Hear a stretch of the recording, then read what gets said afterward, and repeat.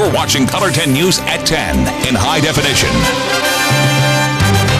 Well, storms fire and try to form west of the Ozarks. Color 10 is tracking the potential impact locally tonight. Hello once again, I'm David Oliver. And I'm Ashley Ketz. Chief Meteorologist Jamie Warner is monitoring the conditions in the weather lab tonight. Jamie, what's the latest? Well, right now it looks like that strong cap that we've talked about is winning out. It's winning out so far. That won't continue to be the case, but right now it's really keeping storms at bay across eastern Kansas and Oklahoma, and certainly across the Ozarks. As we take a look west, we find that there is a band of intense showers and thunderstorms from Oklahoma through central areas of Kansas and in Nebraska, but this is actually well behind the actual surface front. These storms are elevated in nature and producing large hail. The front is actually located right about in here, and we're not finding much in the way of activity so far. So it looks like overnight tonight, while there still will be the risk for showers and thunderstorms, it looks like that risk will be later in the night, maybe by about 3 o'clock in the morning in areas from Joplin north up towards Sedalia, and maybe a little before sunrise from, say, Branson east through Springfield and the Lebanon area. And I think at this point, storms, while maybe a few could be strong, the severe weather threat won't be all that great. Tomorrow, though, will be a different story. While the morning hours, I do expect scattered showers and isolated thunderstorms. I think we will see a flare-up of thunderstorm activity during the afternoon, some of which could be severe. All right, thanks, Jamie. Color 10 has team coverage tonight. One way families stay safe during severe weather is with storm shelters. Melissa Stern is live outside in the elements to show if a shelter is right for you. Melissa. Ashley, I spoke with a couple who installed a storm shelter just like this one in their garage, and they say you can never be too cautious. It gives you peace of mind. Mr. and Mrs. Brown saw the battlefield tornado from their garage in 2003. It was the first time I ever seen a tornado. I am from France and never saw anything like this. Even the trailer on the top of the twisters. You would just hide in a small closet or in a small bathroom. But it wasn't until 4 days after the Joplin tornado that they decided to purchase a family-safe shelter. And we did not want to have the grandkids one day in the middle of a tornado and don't know what to do. Obviously, your level of comfort goes way up when you have something like this. With severe weather season approaching, many people are taking precautions to keep themselves and their family safe. Shelters such as this one have not only withstood an F5 tornado, but they're also great for storing valuables. In case of a tornado, you don't have to go to one closet and pick up everything that you have. It's just right there. Not only does it serve as a storm shelter, it serves as a safe room from intruders. It gives you a sense of security. This shelter starts around $4,000 and holds up to 7 people. And in Battlefield, those with shelters are asked to let the city know so that way responders can know where to look in case a tornado touches down. Live from Springfield, I'm Melissa Stern, Color 10 News. Melissa, thanks tonight. Greene County deputies investigate a woman's death. The sheriff says tonight that his investigators are treating this like a homicide. It happened this afternoon in Battlefield on South Hutchinson. About 20 minutes ago, the sheriff identified the victim as 23-year-old Desiree Haugen. No other information is being released at this time. New at 10, a federal investigation reveals cell phone use may have played a part in a helicopter crash that killed 4 people.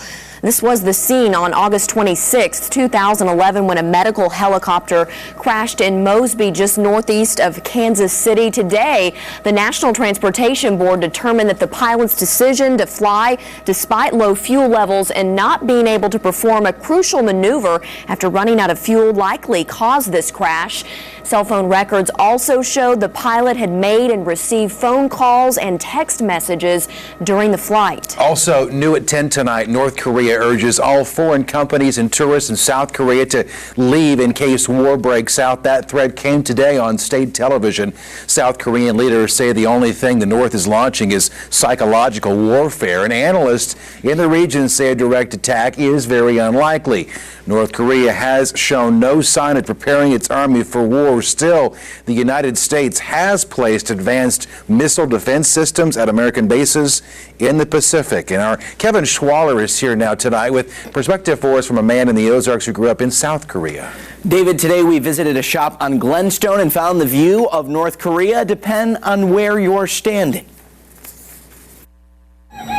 Sang-Gil Lee owns an Asian market in Springfield. He spent the first 28 years of his life in South Korea. He moved here with his wife. I went to Missouri State University and finished my MBA. I actually served in the military service. He says the tension military members feel is more than your typical South Korean citizen. I was in Korea right now. I wouldn't worry about too much because everybody, everybody's like, you don't care. Looking from the outside, Lee does care. I feel a little bit scared right now because I have all my family in South Korea. He says Kim Jong-un is acting much like the leaders before him, except Lee says he seems to be going even further. I call my mother every day, but she's like, oh, it's okay. Lee says he is now a U.S. citizen and he has owned his shop for about 10 years. Thanks, Kevin. A former doctor faces up to 20 years in prison for illegally distributing prescription drugs. Today, Nolan Crisp pleaded guilty in federal court. The 75-year-old used to work at Pomme de Terre Wellness Center in Bolivar. Crisp admitted to writing prescriptions for pain pills to his girlfriend and clients he met in the parking lot. His sentencing date has not been set. Also tonight, new at 10, Ozarks families have a better understanding of autism after attending a forum at Mercy. Local experts talk tonight about diagnosis, therapies, and managing the autism. This forum allowed parents to ask questions. There is no known cause. But it's probably some combination of a genetic predisposition and some type of environmental aspect. We just don't know what that is. Dr. Kyle John urges parents who see some kind of delay in their child's development to see their primary care doctor or pediatrician about those concerns. After a whirlwind few days, hopefully the national champion Drury Panthers can get some rest now. The team returned to Springfield today. Our news partner KOZL carried the coverage live this afternoon. Drury's chartered plane landed just before noon. And you can see there the airport fire department even sent streams of water over the plane. I believe that we have work. And from the airport to campus, Greene County Sheriff deputies provided an escort. The students greeted the players there, and everybody went into the O'Reilly Family Event Center. Head coach Steve Hesser credits both his players and the fans for this special moment. The grit, the determination that these guys showed with the help of the emotion from our fans, our students who spent money or took 17-hour bus rides or whatever just to show these guys support. Thank you. Very special words there from a great coach. And for many Drury students, this championship really is going to be a defining moment and a highlight of their college career. And our Color 10's Laura Kennedy actually talked to some of them and the alumni who say the win was decades in the making. If these fans were tired from a long trip to Atlanta, you couldn't tell Tuesday afternoon.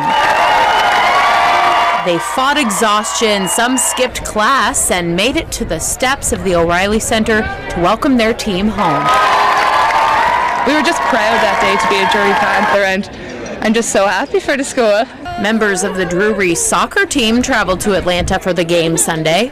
Being in a small school, everyone knows everyone, so when everyone came together to watch the game in Atlanta, it was just like there was such a great school spirit. Even when we were down 17 points at halftime, it's just like everyone still believed.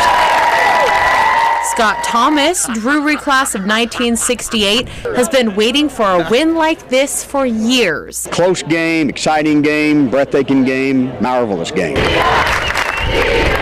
Scott says he never lost hope during the nail-biter and thanks the coach for rallying the team at halftime. I think he got on them, and I think he convinced them that the game's not over and play Drury basketball, and they did. Congratulations. Job well done. Drury students and alumni hope that this game not only lives on in Drury history, but that it puts Drury on the map and maybe helps recruit students. They finally put Springfield, Missouri on the map for D2 basketball.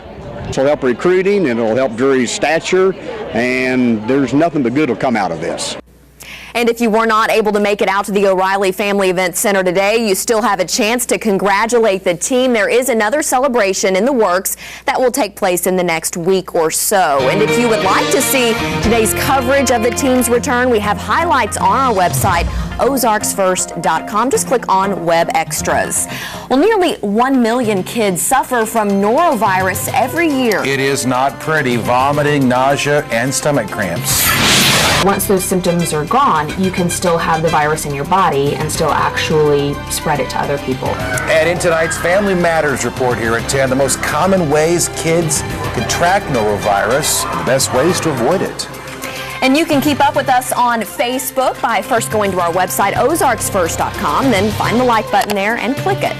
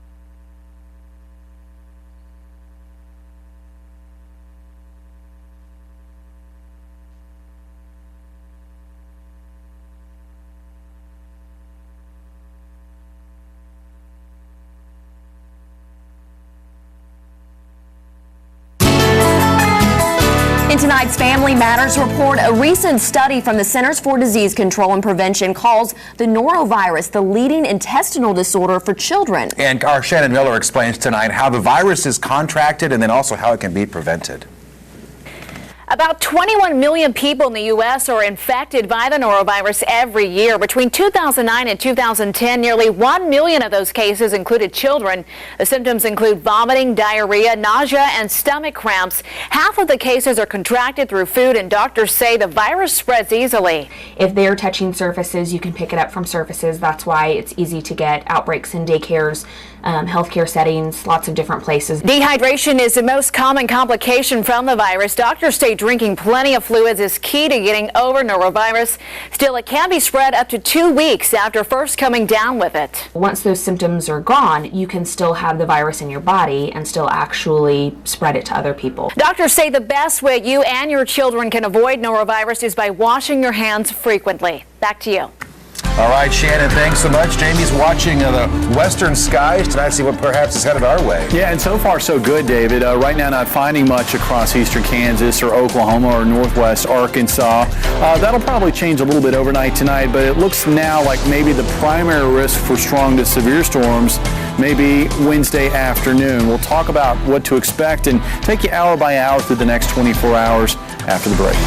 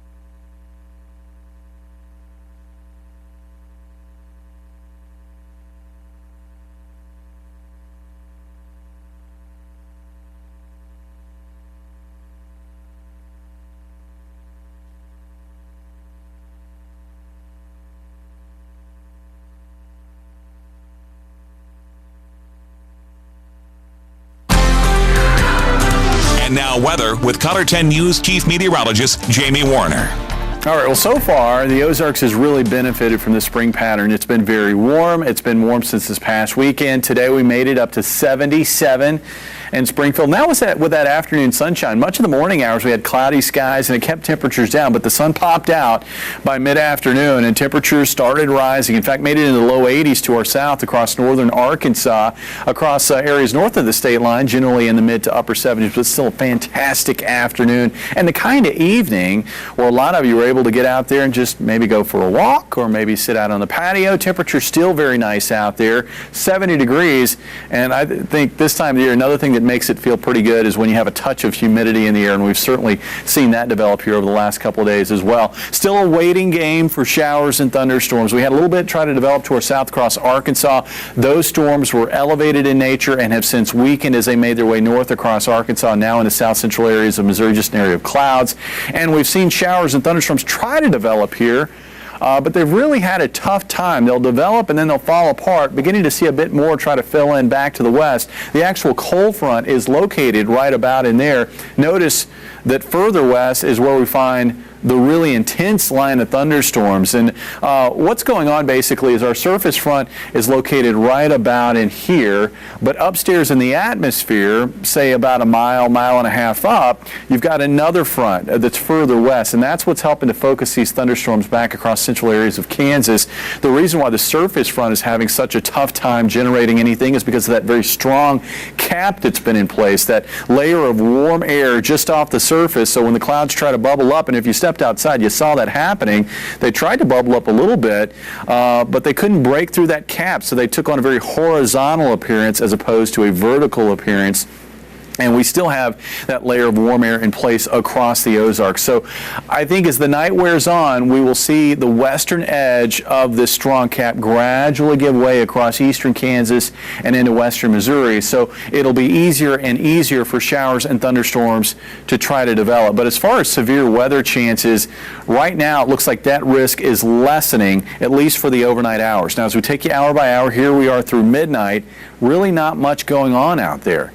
As we move past midnight and through the morning hours on Wednesday, we should begin to see more and more shower and thunderstorm activity across westernmost Missouri and in northwest Arkansas.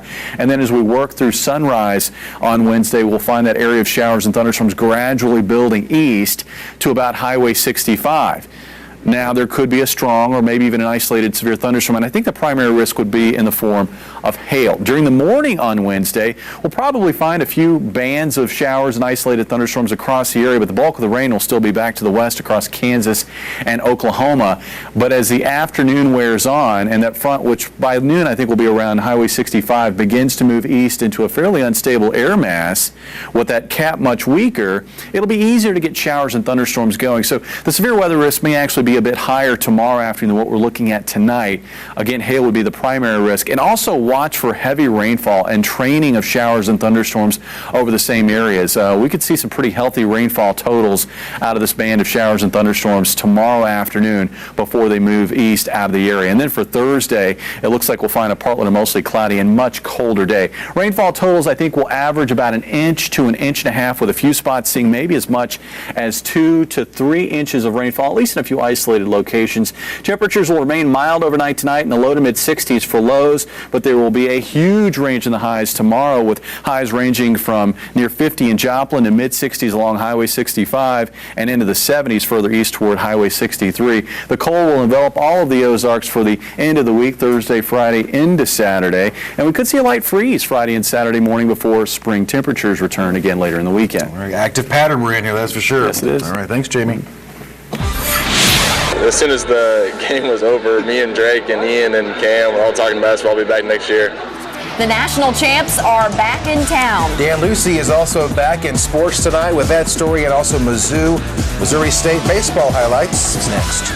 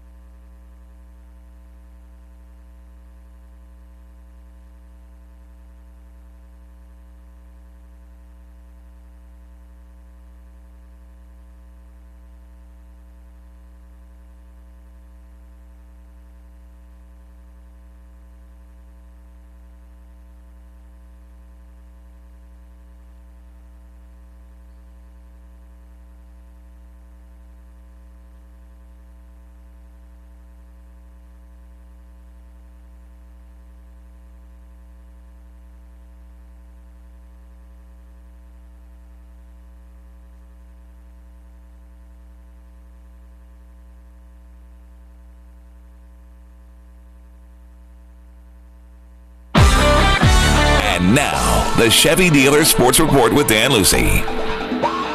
As you saw live on our news partner KOZL, the national champion Drury Panthers are back in town. They touched down in Springfield just before noon and then proceeded to the O'Reilly Family Event Center for a pep rally. Of course, the story is now Ozark sports lore. The Panthers falling behind by 12 points at halftime in the Division II title game to Metro State, then rallying in the second half with a furious comeback, capped by Alex Hall's clutch free throws with 22 seconds left. Drury not only earning that shiny trophy and a banner to hang from the O'Reilly Center rafters, but also a trip to Tobacco Road. Duke traditionally plays the D2 national champs in an exhibition game. The invitation has been extended and accepted, the Panthers, for late October. Well, we kind of get to see them all over ESPN, so I mean, we obviously know what they're capable of doing. Definitely, we've already started talking about it. As soon as the game was over, me and Drake and Ian and Cam were all talking basketball. I'll be back next year, and it's just going to be a ton of fun. It should be a lot of fun, yeah. I've been a Duke fan since 1985-86 season, and probably know most of what they do. Their personnel is going to change, but you know, it'll be an awesome experience for our guys to be able to go into Cameron Indoor and play against the Duke Blue Devils. Missouri State Athletics Director Kyle Moats will introduce the Lady Bears' new basketball coach at a news conference tomorrow afternoon. Moats had spent the weekend in Atlanta at the Final Four, but has not offered any indication as to who will get the job. MSU President Cliff Smart tweeted that the search committee had narrowed it down to 4 finalists. Moats terminated Nyla Millicent's contract on March 18th, 3 days after the Lady Bears lost to Drake in the Valley Women's Tournament. Millicent coached the Lady Bears for 6 seasons, won 105 games in the 2012 Valley regular season championship. Despite getting 3 20-win seasons in her last 4 years, Millicent was fired. The Bears administration pointing to a lack of NCAA tournament bids and declining season ticket sales as big factors in the decision. The Missouri State Baseball Bears faced rival Mizzou tonight at Hammons Field. The series tied up at 22 wins apiece in the all-time standings, but the Tigers swept last year's season set. Coach Tim Jamison's Tigers coming into Hammons after winning their first ever SEC series at Georgia. Tigers would jump on Andy Charret. Keaton Steele singles off of Joey Hawkins' glove in the left. Case Munson makes it 1-0 Mizzou. Tigers add to it in the third. Dane Opel singles to center. Dylan Everett scores to make it 2-0. Opel would go to second on the throw. Missouri State gets one of them back in the bottom half. Dylan Becker grounds out to second. Travis McCormick scores.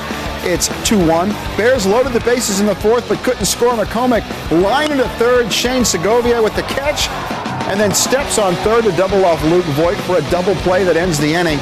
Missouri State tried to rally late, but the Tigers hold on and win 5-4. St. Louis Cardinals looking for their first home victory of the season tonight against the Reds. Cincinnati ruined the home opener yesterday, scored 9 in the ninth, and then bombed the Birds 13-4. The Reds sending Bronson Arroyo to the hill tonight. Reds have won 5 of their last 6. Arroyo throwing BBs early, strikes out Daniel Descalzo from the left side, and then Pete Cosma from the right side in the third. Reds would get on the board in the fourth. Brandon Phillips would line this one to left center, but check out Matt Holliday. He makes the sliding catch on the warning track.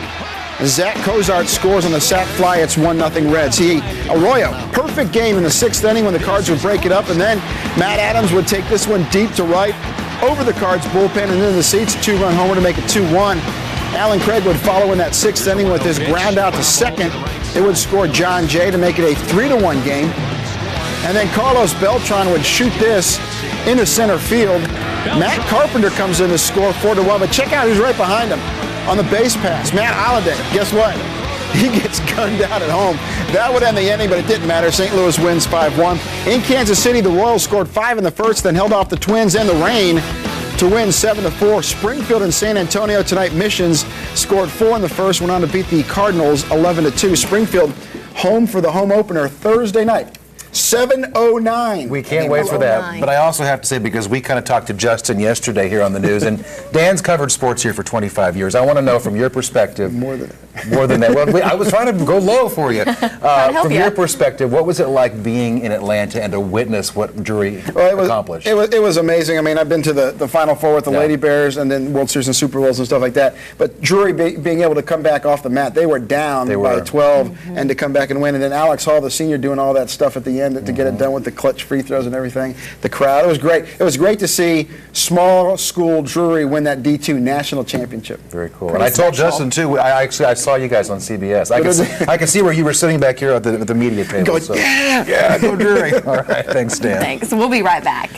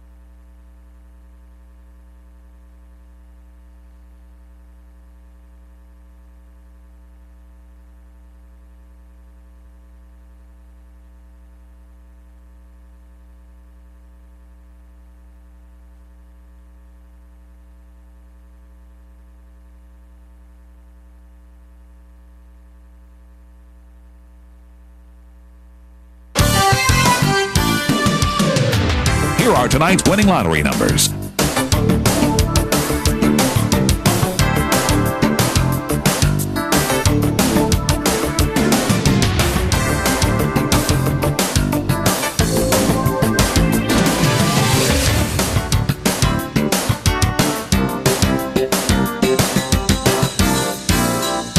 Color 10 News will continue in a moment.